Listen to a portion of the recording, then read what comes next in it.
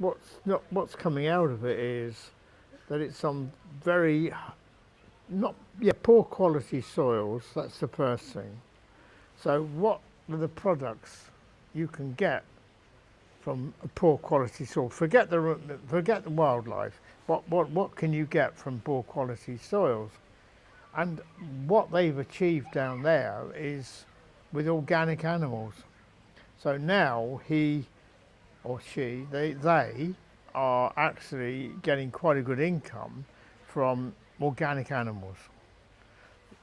And because it's unique, they're still into the tourism side of things. That's the camping, the safaris and all the rest of it, which obviously would peter out as it becomes more popular.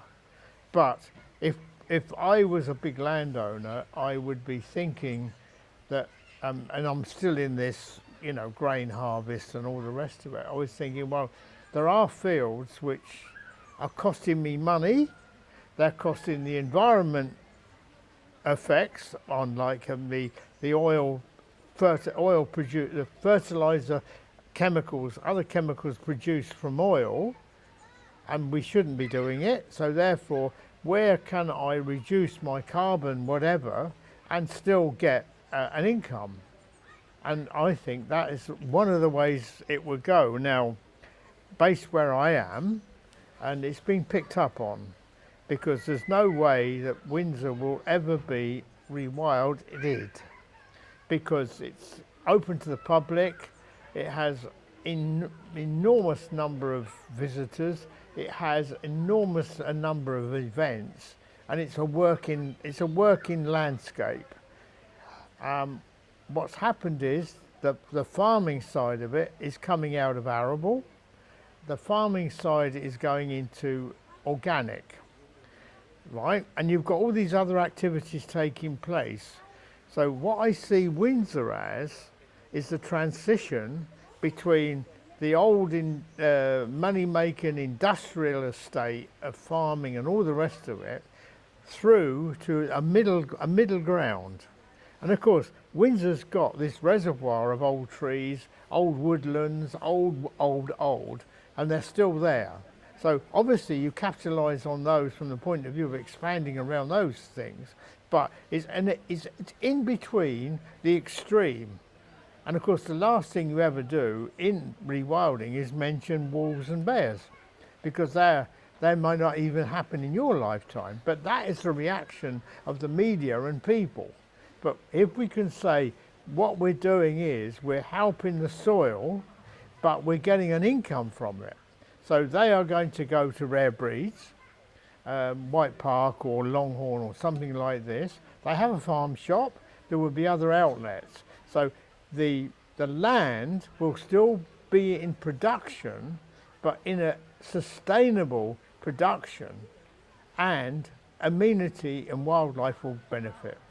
I think it's a brilliant transition, and I think a lot of people will pick up on that, rather than the one or two which actually go to the NEP extreme, where you just open the gate and then lock it and let everything go its way. So a couple of things go through my mind.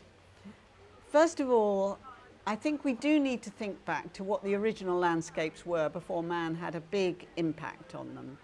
And you might say to yourself, well, what's the point of that? We've got lots of people in the world. We're never going to get back to that system. But unless we understand how that system operated, we may be missing something in the way we look at landscapes today. And clearly, to me, Franz Vera and his idea about grazing has had an enormous impact on me. And he said that the original lowland landscape of Europe was a park-like landscape full of grazing animals. So if we want a landscape that we think is natural, we have to have grazing animals in them. Now, we haven't got the aurochs, we've lost them, we haven't got the wild horses. So what are aurochs? Oh, they're wild cattle. We've just introduced some wild bison into the country, but only in a very small way. The Dutch are absolutely fantastic at it. Where have they been introduced now? No, they're in the Blean in Kent. They've put the bison.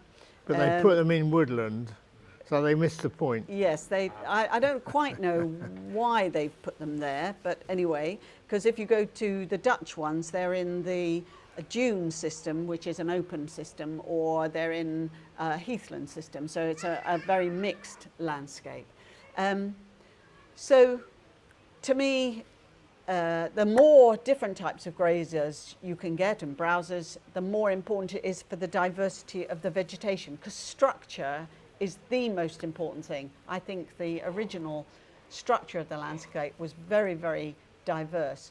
We seem to have got ourselves stuck on a trajectory that goes towards closed canopy and ever more shade tolerant species, and that to me is a really bad trajectory. We need to reflect on what the original landscapes were and make sure that we have all the elements in it. Now you could say carnivores. Well, as Ted says, we haven't got carnivores. Of course, carnivores don't control populations, but they do control behavior. So I had a really dramatic lesson from the Hawk and Owl Trust, who put up barn owl boxes in East Anglia. And the farmers came back to Colin Scheuer, who put them up, and said almost immediately, wow, they're having an amazing impact on the vole population, and we're getting much better crop yields because of it. And Colin thought to himself, well, these barn owls, there's not enough of them to control the population of voles. But what was happening was that they weren't eating that many, but just being a presence in that landscape and quartering, the voles were having to spend so much more time either in their holes or looking out for predators that they weren't feeding. And so that reduced the population and it reduced the impact on the crops. So the predators aren't really there. They will take a few, of course, but they're really there to make the behavior of the animals, change the behavior of the animals. And that's where, I suppose, in a way, we've got to take on the culling role. And basically, in most of these rewilding schemes, there's a certain element of the food that is being taken out to keep the population at a level where, if carnivores were in the system, that would help to control the growth of the herbivore population, really. Yeah. So that's kind of what shapes the mosaic of the landscape. In mosaic, and it's a cyclical process and a marvelous moving thing. We've compartmentalized our woodlands and said that's where we want our woodlands and that's where we've got to stay. Unfortunately, that is very, very difficult to do. Really, in the past, they moved across the landscape, and we are going to lose biodiversity because we've said that's where our woodlands are going to be, and you can't hold nature still. I'm afraid, even though there are very long time scales involved, by doing that, we are moving the system more and more towards a shade-dominant system, and that will be a monoculture of something like beech or yew. Hornbeam. Or hornbeam. That's not what we really envisage in terms of our beautiful landscape, and it won't be good for all the other organisms as well, really. Yeah, well, I think our landscape is quite suitable for that approach because 70% of it's agriculture, only about 12.5% is forest, isn't it? So it is already very open. Yes. So converting into that system, and this is why I think, again, sorry Ted, agroforestry is got to be the way forward because that relationship between agriculture and trees has got to be how we move in order to tackle all of these problems from pest and diseases to flooding, to air quality, to biodiversity movement, all of that type of thing. And then it's what is beneath the trees, which is another question, be it animals or whatever. And it enables some area, it enables current farming practices to carry on in a more sensitive manner. Absolutely.